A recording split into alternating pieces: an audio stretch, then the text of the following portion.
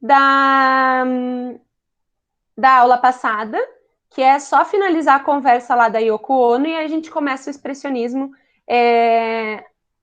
na aula de hoje, tá?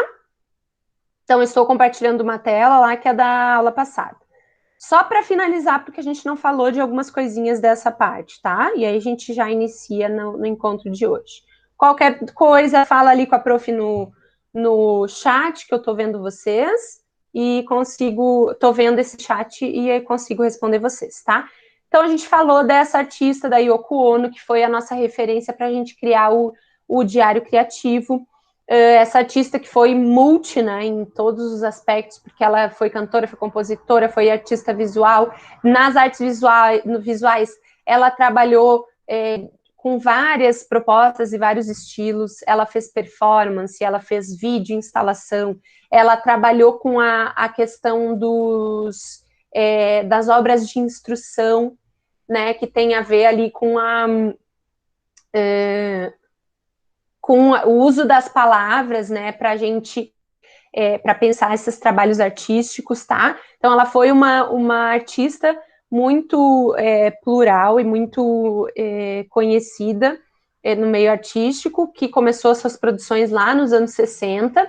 Ela é bem conhecida pelo namoro, né, e, enfim, pela relação que ela tinha com o John Lennon, que é esse artista dos Beatles, e pouco conhecida pelas obras dela. Então, por isso que a Prof está trazendo ela aqui para a gente conhecer o trabalho dela, que ela tem um trabalho muito consistente nas artes, né? Ela era uma artista da arte conceitual, ela estava em ela participava de um grupo que chamava Fluxus, que depois a gente vai falar um pouco sobre esse grupo mais adiante, que era um grupo que fazia vários experimentos artísticos lá na década de 60, 70, tá? Então, para a gente conhecer um pouquinho mais. Esse livro aqui, o livro de instruções que a gente usou, que eu usei para a gente pensar o diário criativo, tá?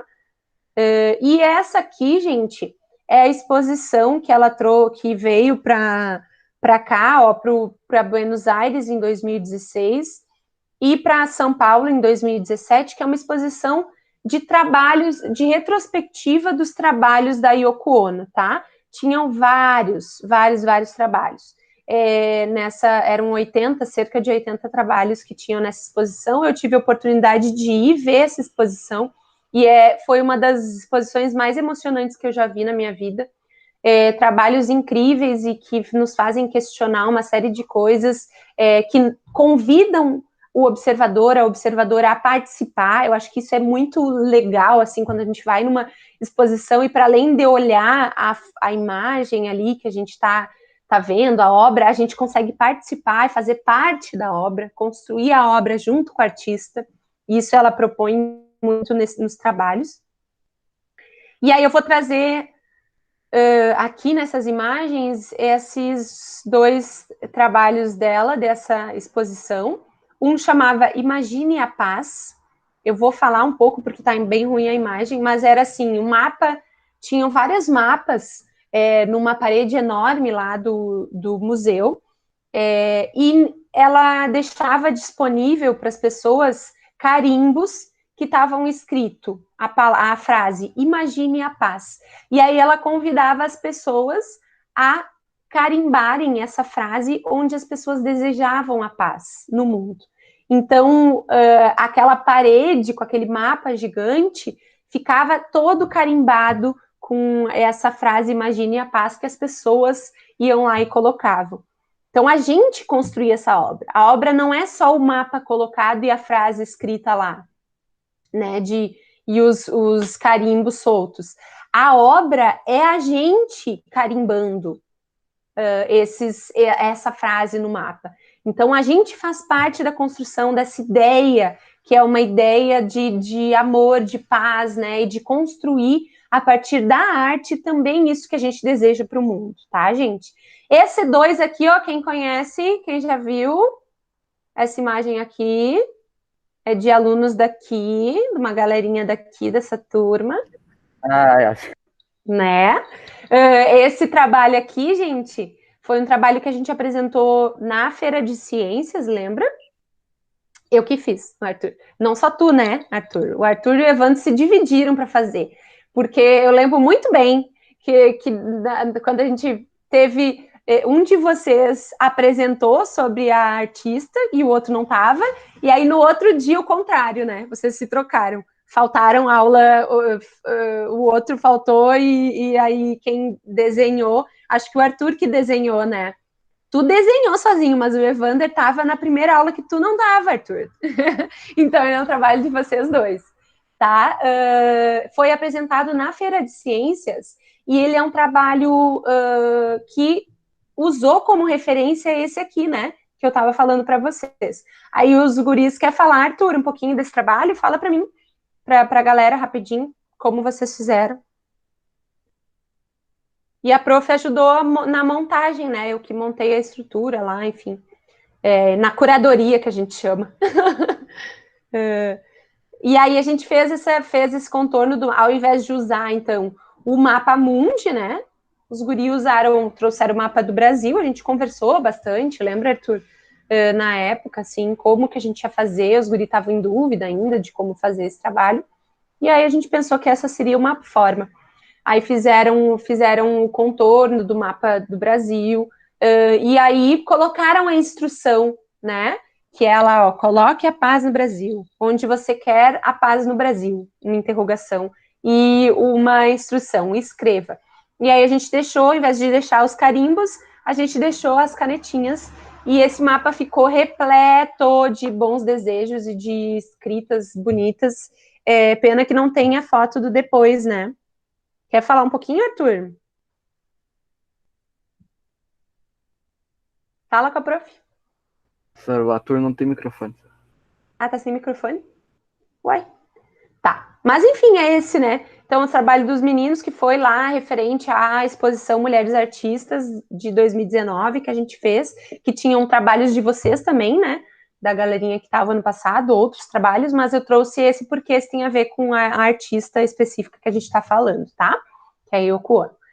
E esse último aqui, ó, que eu trouxe, essa última imagem, era assim, a Árvore dos Desejos para a Esperança, e aí olha o que ela propõe. Ela coloca uma árvore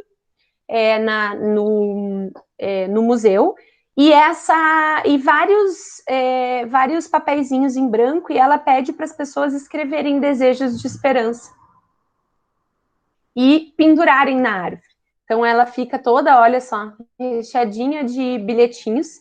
Essa árvore, o meu sonho agora, né, o sonho da prof é que quando nós retornarmos a gente possa fazer uma árvore semelhante lá na escola, tá? Que tem a ver com a última proposta do diário lá, que eu pedi, que a gente, né, tem escrito lá, que é para escrever desejos, e aí a gente vai, quando retornar às aulas, pendurar esses desejos na árvore lá na escola, tá? E fazer uma árvore também dos desejos para a esperança, que nem a Yoko fez. E para finalizar essa parte da Yoko, eu vou trazer esses dois recadinhos. Esse aqui é de uma das obras que estavam nessa exposição, e que eu lembro que me marcou muito, inclusive eu peguei o catálogo da exposição e escrevi essa instrução ali que a Yoko dá, porque me comoveu muito, assim, esse convite. E esse convite tem a ver lá com o trabalho de ahimsa, de empatia, né? Então ela fala assim, tente não dizer nada negativo sobre ninguém. Letra A, durante 3 dias. Letra B, durante 45 dias. Letra C, durante 3 meses. E observa o que acontece com a tua vida. Olha que bonito, né? Esse convite da gente exercitar pensamentos positivos sobre as pessoas, não pensar coisas ruins e falar coisas ruins de ninguém, e como isso modifica a vida da gente também, para melhor, né? Então, esse convite aí fica o convite para todos nós, porque ele é um exercício que a gente tem que fazer diariamente, não é fácil. E essa última frase é um pouco para a gente pensar que esse momento que a gente está vivendo, que é um momento mais difícil, que ele vai passar e que a gente pode aprender muitas coisas com esse momento e que a gente pode produzir artisticamente também, gente, porque uma das coisas que são legais, assim, da arte é que ela nos ajuda a viver situações também difíceis, né? Às vezes a gente está sofrendo, está triste, ou está, né, com algumas situações que estão nos incomodando, ou está muito indignada, revoltado com situações, e a gente pode produzir artisticamente também, para lidar com esses sentimentos, com essas emoções, com essas coisas todas que acontecem na nossa vida. E era o que ela fazia, e muitos artistas até hoje, né, fazem também. A primavera passa e lembramos da inocência. O verão passa e lembramos da exuberância. O outono passa e lembramos da reverência. O inverno passa e lembramos da perseverança. Tá? Então, para a gente conversar e para a gente lembrar que a arte, como dizia o Paul Klee, a arte ela não reproduz o que a gente vê, mas ela nos faz ver. Olha só, pensa aí, ó. O que vocês acharam dessa frase? Converse comigo, dá um oi, dá um grito. Estamos aqui, só vou abrir a aula de hoje para nós iniciarmos as nossas conversas sobre arte moderna. Ok, tudo certo? Alguma dúvida? Algum comentário? Não. Sem respostas. Tá, então vamos lá. Então agora, a partir de agora, a gente vai entrar então na arte do moderno, na arte do período do modernismo, que é o período que a gente estuda no 9º ano, tá? Então a gente vai conversar um pouquinho mais sobre isso, retomando materiais que já foram encaminhados para vocês. Lembrando então os materiais que já foram. Então aí, ó, nessa lista. Foi essa matéria sobre o expressionismo que foi tirada de 2 sites, ó, que estão aí disponíveis para vocês. Vocês podem ler a matéria completa acessando esses sites, tá? Que é para a gente compreender um pouquinho melhor sobre esse período artístico que a gente vai estudar. Foi também muito importante o PDF do livro História da Arte da Graça Proença, onde a gente estudou o capítulo 23, tá? Que foi um vídeo explicativo também. Então, a prof dizia para vocês que vocês podiam ou assistir o vídeo ou ler o livro, porque eram materiais que se complementavam, né? Que a gente podia só assistir o vídeo e entender, ou só ler o livro e entender. Mas é sempre bom dar uma olhadinha no livro, porque o livro tem as imagens melhor, e agora esse PDF especificamente, ele vai ter mais imagens ainda, tá? E a gente vai poder entender melhor, porque não tem como estudar a história da arte sem olhar as imagens, né? Então é bem importante isso. Isso foi encaminhado para vocês, a gente vai retomar, vai começar retomando por essa partezinha aqui, do livro da História da Arte da Graça Proença, e vão entrar algumas coisas que tinham nessas matérias aqui também, tá?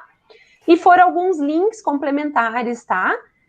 Sobre o começo do expressionismo, sobre o expressionismo abstrato, que a gente vai falar mais adiante, tá? E também sobre o fauvismo, né? Matisse e os fauvistas, que é um outro estilo que a gente vai, uma outra escola aí modernista que a gente vai falar também, talvez hoje, talvez na aula que vem, depende do nosso, de como vai andando a aula. Esse material vocês têm, né, gente? Fala comigo ali. Receberam o PDF desse material? Sim. Você não lembra? Sim. Tá, eu posso mandar de novo no grupo, tá? Caso alguém não tenha recebido. Manda Isso, a gente vai falar principalmente do capítulo 23, tá?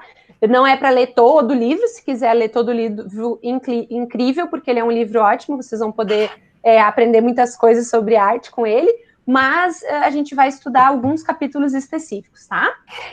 E agora a gente vai estudar o capítulo 23, que foi o videozinho que eu mandei para vocês.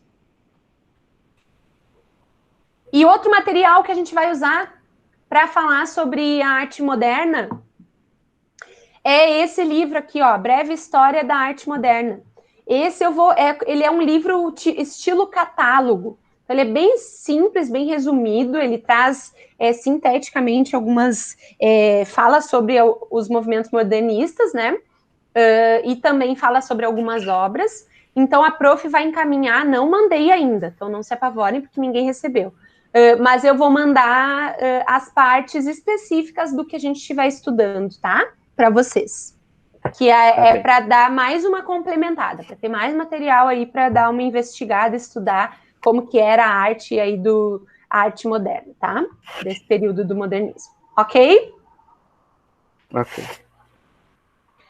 Então, gente, para a gente falar sobre esse período da arte, que foi um período muito de muitas transformações, talvez um dos períodos em que mais se modificou a forma como o artista produzia suas obras, o artista e a artista, né? Os artistas produziam suas obras e como eles pensavam a própria arte, né? Uma questão que fica muito, uma questão que os artistas levantavam muito, pensavam muito, discutiam muito nesse período era o que é a arte, o que é arte, né? E esse questionamento vai impulsionar uma série de formas de produzir arte muito diferentes do que a gente vinha vendo na história da arte até então, que estão vinculadas a essas novas formas de entender a arte, então de produzir a arte. Então aí vão ter muitas escolas, porque os artistas vão começar a se reunir em pequenos grupos que vão estar investigando essa questão, o que é a arte, e se identificando em formas de produzir. E aí por isso que a gente vai ouvir muito esses nomes com os ismos no final, né? Que são as escolas modernistas da vanguarda modernista. Expressionismo, dadaísmo, cubismo, né? Isso tudo a gente vai estudar agora, e são esses pequenos núcleos de artistas que se reuniam e entendiam e pensavam a arte de uma maneira específica e exercitavam esse pensamento, essa forma de pensar e de produzir arte nesses grupos, tá? E aí foram se criando as escolas modernistas. Mas para a gente entender isso tudo, a gente tem que entender um pouco do contexto histórico, tá? Então, a gente está falando ali, ó, na virada do século XX, tá? Do século XIX para o século XX, que foi um período de muitas conquistas técnicas, né? De um progresso industrial. Foi um período de ascensão da burguesia, um período em que se instituiu o capitalismo, e aí com isso apareceram também os primeiros movimentos sindicais, né, do pessoal que estava trabalhando na indústria, começando a trabalhar nas indústrias e questionando seus direitos também trabalhistas. Então, olha quanta coisa, tá? A Revolução Industrial, que tem a ver com isso que eu estou falando, né? Então, aconteceu nesse período, também foi um período que tiveram muitas guerras, né? A gente viveu a Primeira e a Segunda Guerra Mundiais, mais ou menos nesse período aí, e isso tudo vai estar influenciando a forma como os artistas estão vendo o mundo, e isso vai refletir na arte, tá? Isso vai refletir em como eles estão produzindo a arte. A Revolução Russa, os regimes totalitários, né? O fascismo, o nazismo, tudo isso está acontecendo nesse momento. Então, com tudo isso acontecendo nesse momento, os artistas eles começaram a se questionar sobre a arte que estava sendo produzida até então. Não dava mais para ser a mesma arte. Não dava mais porque o mundo mudou. Porque o mundo mudou, as coisas estavam acontecendo, muita gente passando fome, as diferenças sociais começaram a ficar muito gritantes, né? Por causa dessa situação, da instituição do capitalismo. Então, assim, isso tudo começou a aparecer muito, as próprias guerras, né? Essas situações tão extremas que levaram a guerras mundiais, isso tudo afetou a todo mundo, toda a população, né? E os artistas principalmente também, né? Porque eles começaram a pensar, então, não dá mais para a gente só reproduzir o que a gente está vendo, assim, né? Da forma tradicional que se reproduzia até então. Não dá só para a gente fazer um desenho lá de uma paisagem, né? Bonitinha, com uma técnica bonitinha. Não, a gente precisa começar a questionar, a gente precisa que quando as pessoas olharem a arte, né, essas nossas obras, que as pessoas reflitam sobre determinadas coisas, tá? Então, começou, né, a se pensar numa arte que expressasse determinados valores diferentes do que estavam sendo expressados até então, né? E que pudesse expressar aquilo que o artista estava vendo, né? De contradição, de dificuldade, de angústia nesse mundo, tá? E aí vai surgir, então, o expressionismo, que é uma das primeiras vanguardas modernistas. O expressionismo, ele surge lá, mais ou menos, 1905 a 1930, sempre lembrando, gente, que quando a gente fala datas, né, é só para a gente ter um parâmetro de quando isso foi surgindo, mas não tem como sem determinar exatamente quando começa, exatamente quando termina. Provavelmente quando a Prof. Ellen está conversando com vocês sobre história, ela também fala isso, né, que existe essa dificuldade, assim, de determinadas coisas a gente sabe o ano exato, algumas coisas não, mas mais ou menos nesse período, então, início do século XX, surgiu lá na Alemanha, a partir de dois grupos de artistas que vão estar pensando, então, todas essas questões que eu falei ali antes, o grupo A Ponte e o grupo O Cavaleiro Azul, tá? O grupo A Ponte foi o primeiro, então, o que deu uma origem mesmo, né, ao grupo, ao expressionismo, mas o Cavaleiro Azul também é um grupo que se intitulava expressionista, que surgiu um pouquinho depois, tá? E ele surgiu em reação ao movimento que tinha acontecido antes, que era o impressionismo, porque no impressionismo eles se preocupavam com as pinceladas, né, com essa forma de pintar que expressasse essa questão da própria sensação, né, da impressão do artista na pincelada lá da tela. E ela não levava muito em conta os sentimentos humanos, né?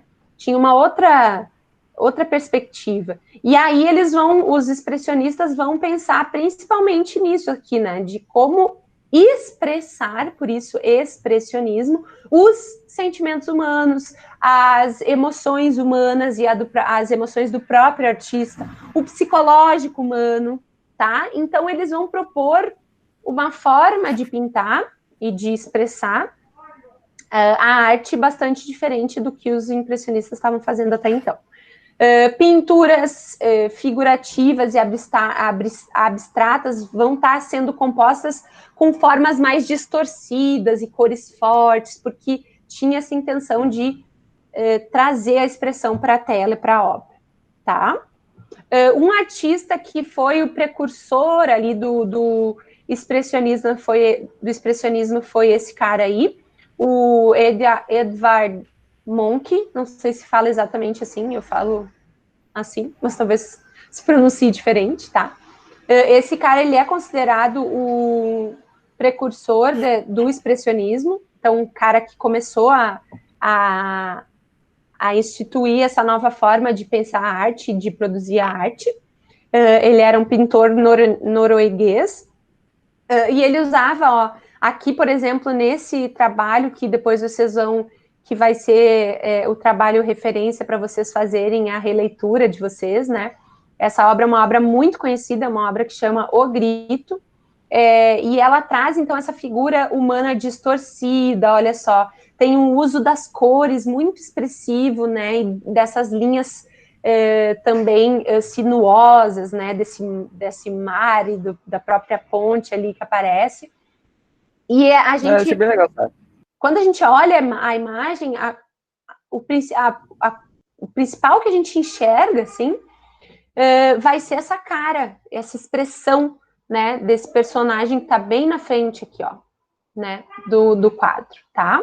Então, essa era a proposta do quarto trabalho lá que a Prof encaminhou, que era para vocês proporem uma releitura dessa obra, tá? Depois eu vou mostrar uma releitura da Laura do ano passado, tá? Que eu fiquei aqui, guardei para vocês se inspirarem também, tá, gente? Então, aqui essas duas eu vou trazer aqui nesse site, ó, vocês podem ver um pouquinho melhor depois, né, no final da aula, se quiserem dar uma olhadinha.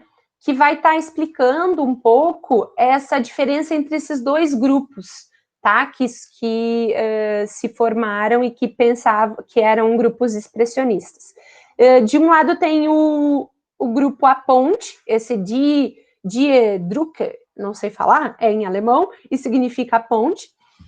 E esse grupo, ele tinha, assim, ele era mais crítico, né? Ele contestava um pouco mais, ele trazia muito a expressão dos sentimentos, o vigor, a dramaticidade da angústia, as figuras deformadas, né? Então, as cores mais violentas, um contraste de sombras muito grande, desenhos de manifestação espontânea, sem definir previamente o que exatamente se expresso ali, né?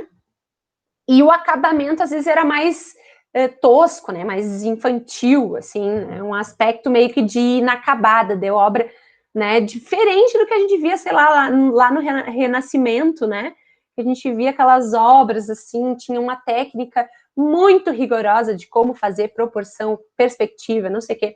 Agora, justamente, eles questionam a técnica, né, e questionam a própria arte, por isso que eles usam essas formas, esse jeito diferente de pintar e de expressar, tá? Esse era o A Ponte, e o outro que surgiu um pouco depois, que é Der Blue Hater, não sei falar isso aqui, mas que é em alemão vai significar Cavaleiro Azul. Ele era um pouquinho diferente, ele tinha características diferentes. Ele era mais existencialista, meditativo, né? Ele olhava para os sentimentos mais subjetivos, os significados mais profundos, assim, dos seres humanos. Ele não era tão contestador como o da Ponte, então ele trazia mais essas questões emotivas e abstratas, as cores mais não tão impactantes e fortes, né, que nem era o Grupo A Ponte, um pouco mais líricas e límpidas, né, enfim, tinha esse objetivo de trazer o desenho com uma forma de trazer essa dinamismo, esse fascínio que a música também traz, tá? E vai sobressair alguns aspectos mais decorativos e subjetivos. Então, aí vamos ver, ó, dois trabalhos, que é um de cada um dos grupos, tá? Esse é do trabalho A Ponte, né, dos artistas que compunham, desse artista, ó, o Ernest Kirchner, tá? Autorretrato como soldado, ó, vem alguns aspectos de crítica social que já aparecem. Olha aqui as figuras, como ele faz, né? Ele pinta essas figuras mais alongadas. Vocês estão me ouvindo, gente? Dá um gritinho aí. Sim. Sim, senhora. Tá? Então tá. Sim. Uma expressão mais intensa, né? Uma coisa mais da violência emocional. Então traz a própria figura do soldado, já é uma figura impactante, né? Nesse trabalho. Essa forma deformada e de ângulos, né? E mais alongada que ele traz aqui na imagem, tá? Esse, ó, é do primeiro grupo que eu falei lá, da Ponte. Então, vejam que traz esses aspectos de crítica social. A forma como eles usam as cores também, cores mais fortes, né? E aqui o outro grupo. Olha como é um pouco diferente, né? Vai trazer temas mais da natureza, né? Mais com uma intenção mais espiritual. Não tem tanta aquela questão da crítica social que aparece lá no outro trabalho. Esse aqui é do Franz Marc, tá? Cavalo a Sonhar. Olha, até o título da obra a gente já dá para diferenciar bastante da obra anterior, né? Tem essa perspectiva mais da subjetividade, da contemplação, da questão mais meditativa, tá? Então a gente tem, ó, no mesmo grupo, na mesma escola modernista, diferenças entre dois grupos, tá? Diferenças bem significativas entre dois grupos. Se a gente for ver as escolas, a diferença entre as próprias escolas é ainda maior, né? Por exemplo, entre o expressionismo, o dadaísmo, o cubismo, que são todos esses que a gente vai ver. E aí uma artista, ó, essa artista, a prof sempre gosta de trazer também os nomes, né, das mulheres artistas, porque muitas vezes elas são invisibilizadas, né, na história aí da arte, na história de um contexto mais geral. E essa artista, a Paula Becker, ela não participou de nenhum desses dois grupos, né? Ela não estava vinculada a nenhum dos dois grupos, mas ela é uma das precursoras do expressionismo, né? Então, nas obras dela, ela já manifesta formas de pensar a arte e de propor pinturas, né? E formas de pintar que são muito próximas ao que os expressionistas vão fazer. Então, ela é considerada precursora do expressionismo. Ela tem um estilo muito próprio de desenhar. Tá meio ruim a imagem aqui, mas de repente depois deem umas olhadinhas na internet, o que vocês encontram de imagens, tá? Esse trabalho chama Duas Jovens Sentadas na Frente de Troncos de Bétula. Né? E aí ela vai trazer essa questão de uma combinação de simplicidade, texturas diferentes ali, né? Em temas mais também do cotidiano, tá? Esse é um outro cara que é do grupo da Ponte, é um outro artista, o Ernest Kirchner. Ele participou então daquele primeiro grupo que eu falei lá. Ele traz, então ele vai trazer todas as características que a prof falou daquele outro grupo. Ele vai trazer questões de aspectos de críticas sociais, né? Nessa obra mesmo, ele já vai estar, apesar de parecer uma obra assim, um tema muito, né, ingênuo, várias senhoras ali, né, muito bem arrumadas, olhando a vitrine, uma vitrine de loja, é isso que está aparecendo na obra, mas é uma forma também de questionar isso tudo, né? Então, tem um jeito dele pintar a obra, essas mulheres mais alongadas, esse uso do preto, das cores escuras, lá em contraste com esse amarelo também, né? Então, traz essa intenção de criticar e uma fisionomia, assim, meio arrogante dessas senhoras. Então, ele também está trazendo um pouco de crítica para esse trabalho.